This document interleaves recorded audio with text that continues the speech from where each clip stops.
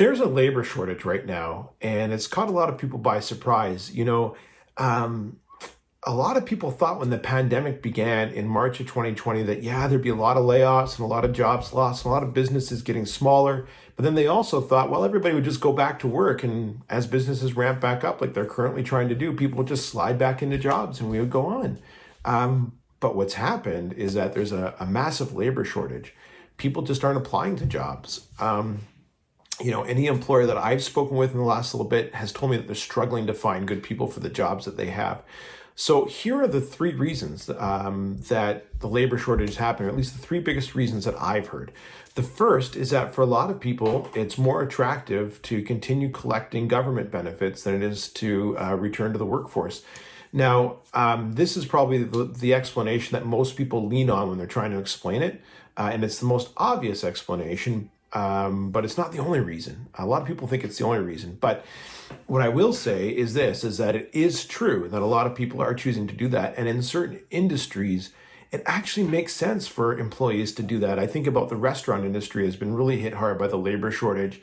In their case, with so much uncertainty around the pandemic, having to open and then close and then open and then close again, a lot of the people that were working in that industry for stability's sake, would rather stay collecting government benefits than having to go back to work and get excited for it, only to have to go back home again when things close, or go back again and things close.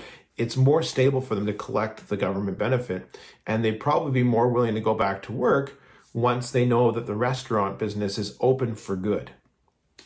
Now, the second reason, and this is one that people don't think of as much or think of less than government benefits, a lot of the people whose jobs were rolled back at the beginning of the pandemic took early retirement. We've got a lot of people that took retirement packages that likely were never coming back to the workforce anyway. And that's contributed to the labor shortage because there's not as many people out there working as there were when the pandemic began because of it. I'm sure there's some people that took an early retirement package that for the right reasons would go back into the workforce. But for the most part, people who take early retirement plan on staying retired. And so that's affected how many people are in the workforce. The third reason, and one that a lot of employers I talk to don't actually consider, is that freelancing is on the rise. More and more people in the workforce are choosing to freelance instead of working traditional jobs that are posted on the internet. It's something that was increasing before the pandemic began. And the pandemic has just accelerated those plans for a lot of people. Hey, I'm one of them.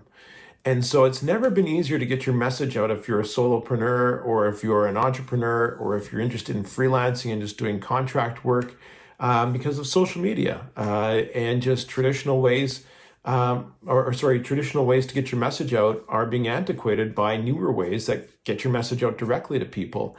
And companies have never been more likely to accept help from freelancers because there's not as many people working for them anymore. And they have to, if they want certain projects done, they're going to have to hire a freelancer to do it.